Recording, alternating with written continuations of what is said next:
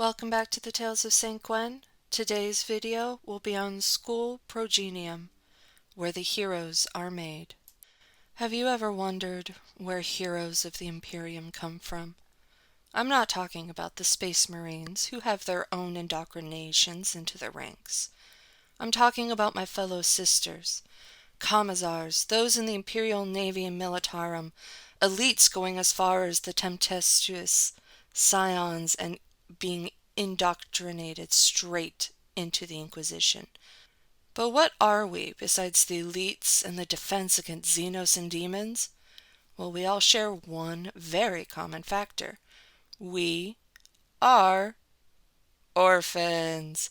Yes, that's right. The majority of us who got through a school named Schola Progenium, which is composed of many, many orphans. While I was the only one taken from my orphanage because of my childhood stupidity, much of the recruitment is brought in by orphans whose parents died for the Imperium. While their parents laid their life down in service of the Imperium, sometimes a father or mother, sometimes both, the Imperium doesn't forget the sacrifices they made for us. So in turn they bring us orphans into the fold and give us an education that few can ever afford. Schola Progenium is not just for orphans whose parents died in combat. It is also for those children whose parents are in the upper class, the ecclesiarchy. I remember sitting next to a girl who was dressed in golden clothing and had perfect teeth. Though I don't know why I was so focused on that girl's teeth. I spent the remainder of my childhood in a Schola Progenium, learning by harsh discipline. Wearing my gray garb, very boring, by the way, we are taught that the Emperor has no use for infirmity of purpose or weakness, and pain is merely an illusion of an untrained mind. While many times I try to remember that pain is not as bad as it was, I remember the teachings of the swift correctness, the many hours of prayer that I spent in the temples, fasting and complations, which were the cornerstones of our teachings. A Progenia's education moves through predetermined phases, beginning with literacy and basic theology of the imperial creed, and progressing through history, politics, the contemplation of imperial saints, rhetoric, and leadership skills. The curriculum does not stop at honing the intellect either, as all progenia are trained in physical endurance and skills at arms by the infamous drill abbots. The drill abbots are hardened imperial military veterans, and have usually spent half their lives in imperial military service, before being ordained as ministrum priests. As we mature, the progenia are groomed for the place we shall take in the service of the Imperium. Many are taken into the ecclesiarchy, administerium, or some other division of the Adeptus Terra, while others of martial learning find their place in the officer cadres of the Imperial Armed Forces, along the Special Operations Regiments of the Militarum Temptus, or as an arbiter of the Adeptus Arbitus. The finest progenia are recruited into the most specialized of the Imperium's elites, such as the commissars or Adeptus Sororitas, and very few of the very most talented are inducted straight into the Inquisition. While this may sound like a wondrous boarding school, I assure you it is not. Orphans from hundreds of planets come to the school, ages ranging from 6 years old till 12 years old, and some of them with different beliefs and prayers. While this may be common in the general militarum, it is not permitted in schooling. That way we all follow orders without personal interference. Each Schola Progenium employs one or more challenges to separate those who will become commissars from those who will join the Militarum Temptus.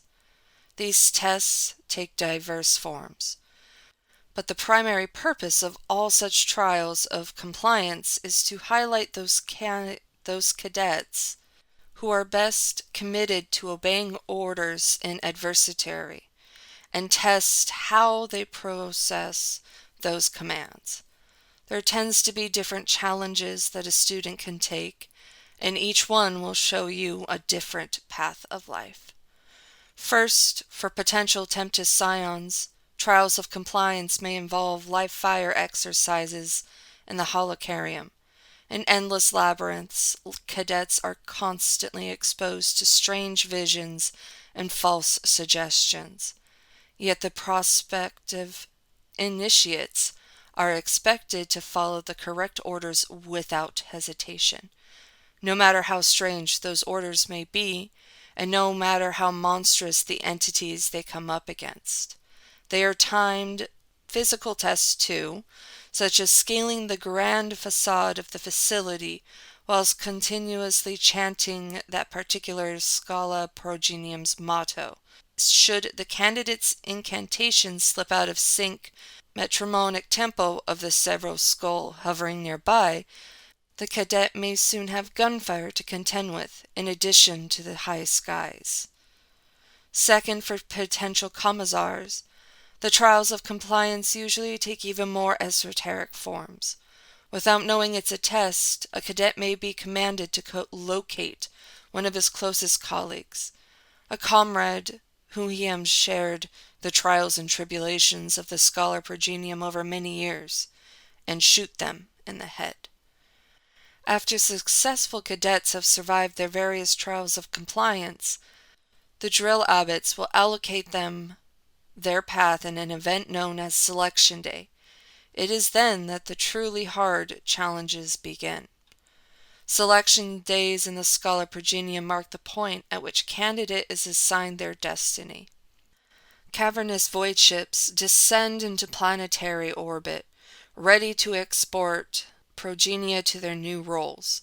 From dawn to dusk, amidst the slow incantation of ancient Leontes and clouds of incense, cadets are divided according to their selected path. While I had been brought to the school by an Adeptus Sororitas, I had no guarantee that I would actually be picked up by them. I had to work hard to pass my trials, to make it to Selection Day, and then my life as a sister truly began. My first commander had come to the school to pick me up personally, having heard about me from the sister who had taken me to the school.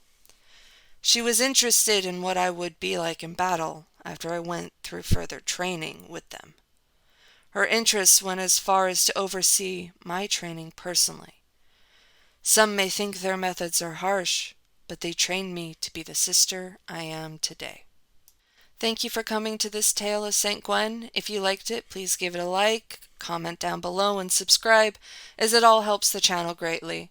And I will see you in the next one.